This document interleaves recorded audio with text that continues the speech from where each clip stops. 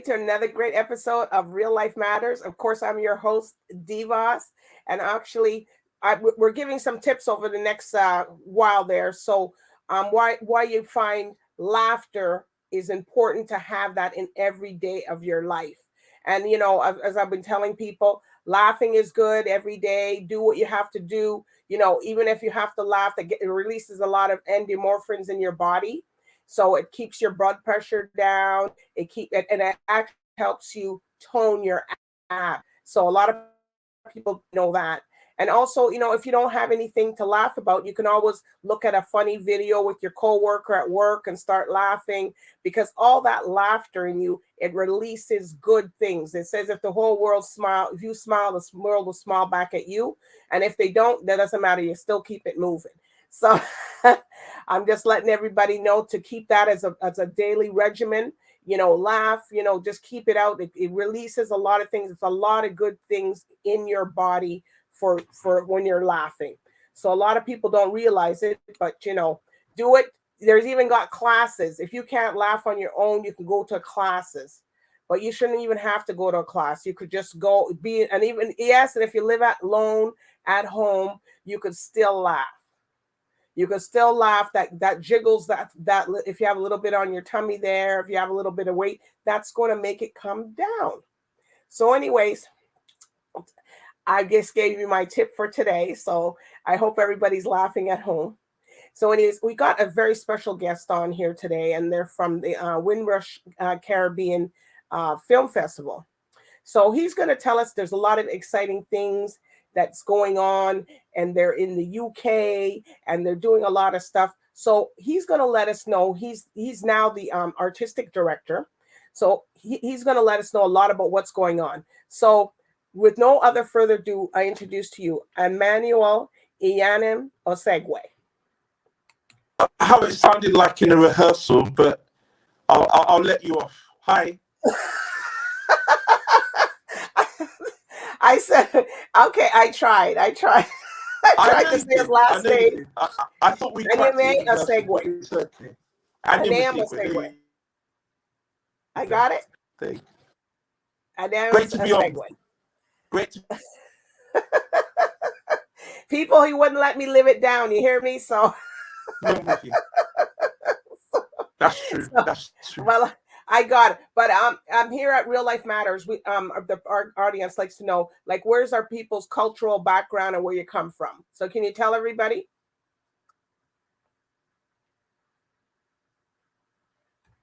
Sure. So my Osigwe.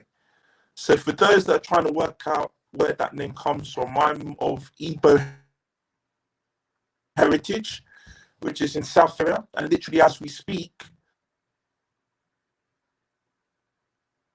the country of my parents is going to the port. So that's where I'm from, although I was born in London in the UK, and that's where I've lived for most of my life. So I'm British Nigerian, in answer to your question. Well, we can hear the accent there, the British accent. So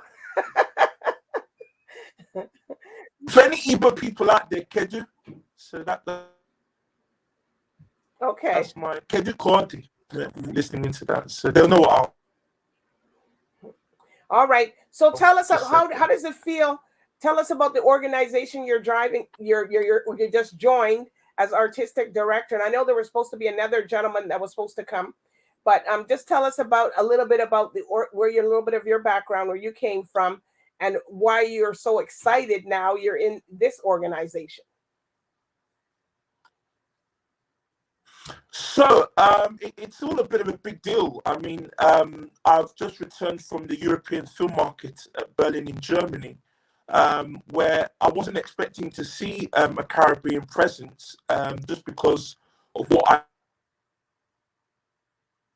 I know about the Caribbean film. I wasn't surprised to see UNESCO hosting a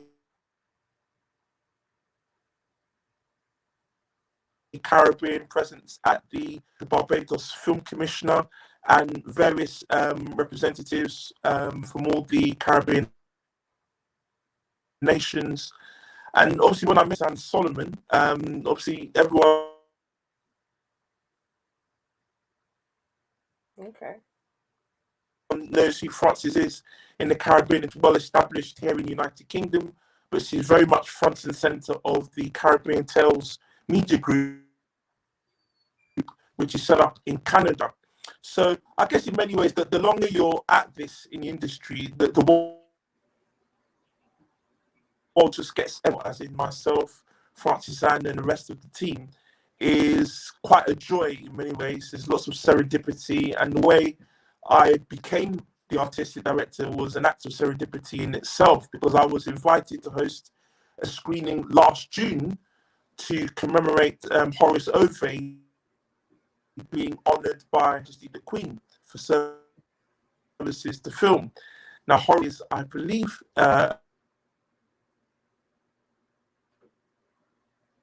approaching his 100th, about Pressure, which is arguably his most famous film work, which was released in the UK in 1970s. So I hosted the screening in a traditional Black Heartland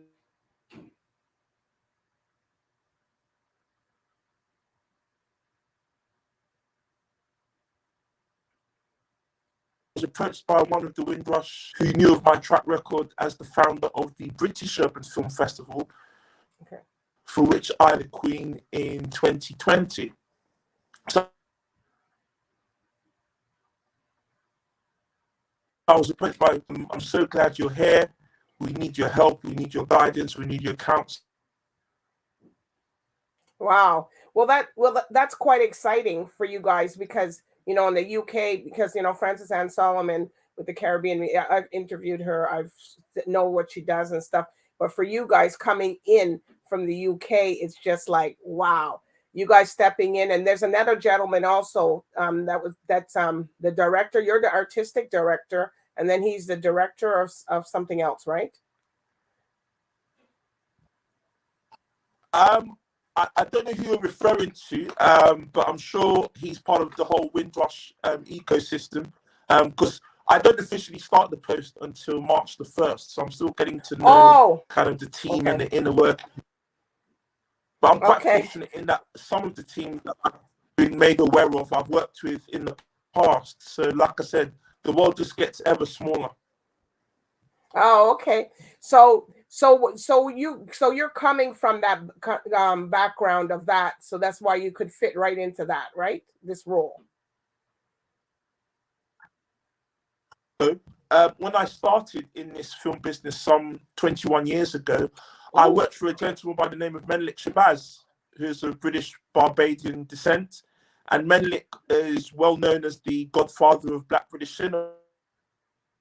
Okay. Having vision in 1981, so that's why. Well, that's where my family comes from, Barbados. And the head office for the TV Caribvision, they're in Barbados. Excellent. So it's something that's really enough of you guys. Well, you've probably been down there. Maybe you've seen some of them, or maybe you've seen the logo. Well, the logo's there down below. So, for you, so you've been over to Barbados then.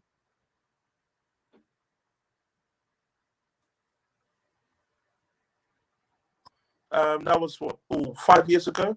I've not been to Barbados, but that's kind of one of the bucket lists in terms of places that I would really like to go. Obviously, the Caribbean in general, there's so many places that have a fascinating heritage, and obviously, as far as film is concerned, there's that attraction as well as everything else, like the sunshine, the food, the music. And they got a lot of flights. Things. The Concorde used to land there in Barbados. The plane, the Concorde, yeah. And now, they got a lot of big. And when the Airbuses come into Barbados from England, it's those big ones. So it's like 300 people getting off. So you'll probably see a lot of your counterparts there. No problem. I'll bear that in mind. But there's a lot to do in the UK. Obviously, right. We're going to be talking, I guess, about the 75th anniversary of Windrush, which is a huge deal coming up. All right. And so what's your role? What are you going to be doing? I know you haven't started your post yet, but what are you looking forward to do? So, in terms of my background, like I said, I'm the founder of the British Urban Film Festival 18 years ago to really put Black filmmakers on the map.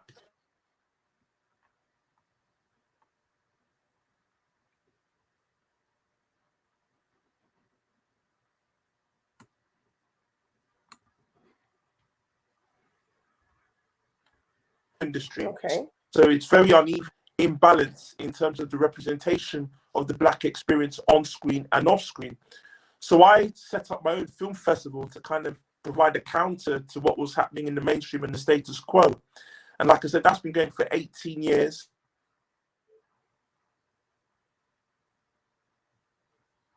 So you're looking forward.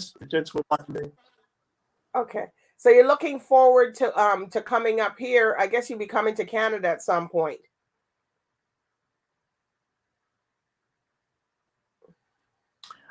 So obviously I was excited by that because I've never been to Canada, and that's another kind of my bucket list destinations. And Francis Anne,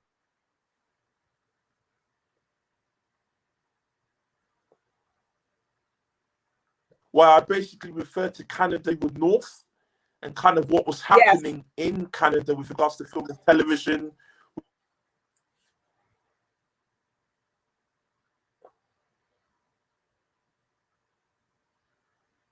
With what the film and TV landscape, with projects such as Monsters and Men, starring John David Washington, and Top Boy in the UK, which he was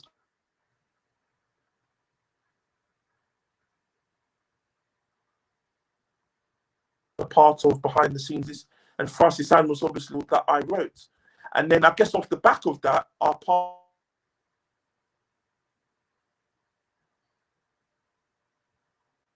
crossed the jury of the Big Pitch, which was Bell's International Film Festival in 2021, which was during the pandemic, which meant that I wasn't able to fly out to Canada. So I guess they owe me a flight to Canada this year. Well, I guess they're gonna. I went to the Big Pitch. I was there when they did the Big Pitch last year, and it was it was really amazing, you know, to see how all the people had to get there.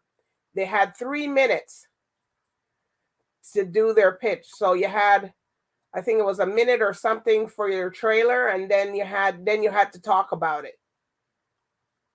But it was tough because some people we seen people broke down in the middle of it and they couldn't do it. And these are guys that were producing stuff that produce things on a regular basis, but you could see how the level of pressure was, you know, and some of them couldn't even remember their script. You're only up there for 3 minutes. You better know what you're saying, you know? Yeah, I mean, it happens to the best. Mm-hmm. It was tough. Of us. I mean, preparation, scripts, your own story, that it just comes off.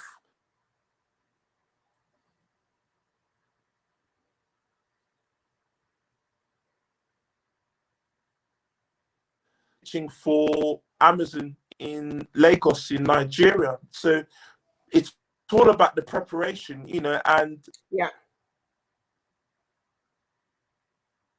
part of what I do, advise independent filmmakers and filmmakers at the higher end in terms of packaging their projects. And that's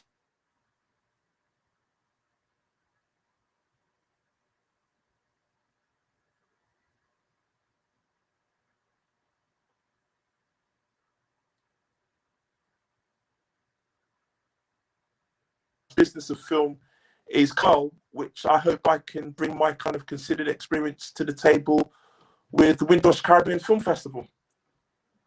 Okay. All right. Well, you know what, Emmanuel, it's been like, wow, getting to know, but you got to come back when you get more, when you're into the whole, you know, the Windrush and the whole thing, then you got to come back and we got to see, well, then you're probably going to be talking a different tune. Wow, minute. I'm here now with the Windrush Festival. So, so is there any type of shout outs or anything that you want to give to anybody?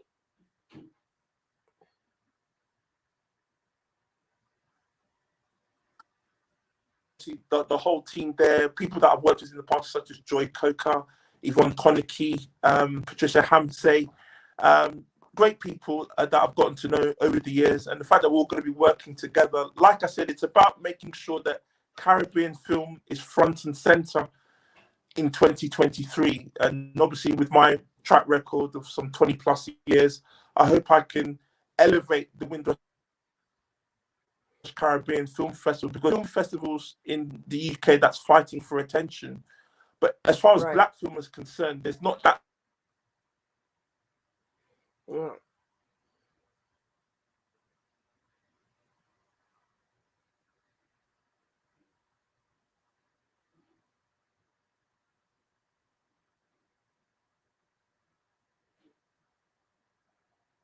Okay. To the Black experience in the UK, but around the world as well. So that's what I'm here to do. And like I said, I don't see it as a job. I really see it as a vocation and a labor of love, and anything that I can do to help our community and the wider diaspora, that's something that I take great pleasure in getting my hands dirty in. Well, you'll be quite busy.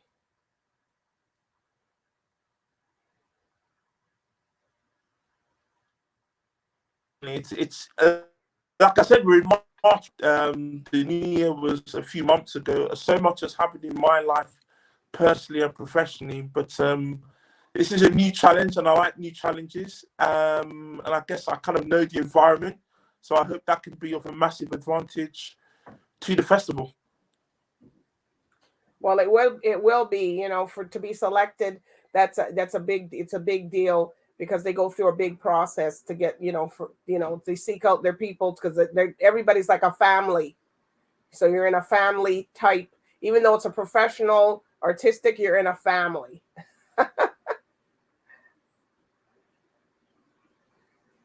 Yeah, absolutely. I only know that too well. Yeah. All right. So yeah, long may it continue.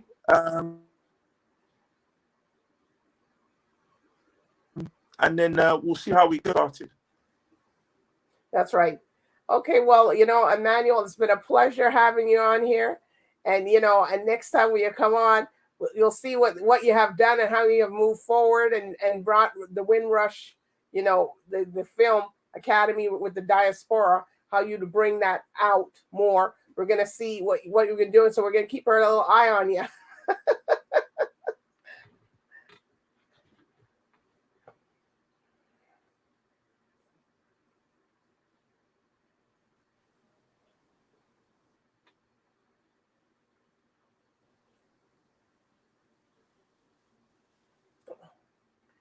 Okay. Thanks for having me on, DBoss. Yes, and thanks, and just stick with you. Yes, and just stick around here, and just for momentarily, so I can tell you something after. But anyways, I do want to thank the viewers tonight for tuning in here with Real Life Matters, along here with Emmanuel Windrush. He's the new artistic director for the Windrush Festival, the Windrush Caribbean Film Festival. That's what it's a lot of wording, people. And he's out in the UK because they're doing a lot of stuff there. So, everybody just keep a lookout for them and see what's going to be happening. So anyways, everybody, bye for now and good night.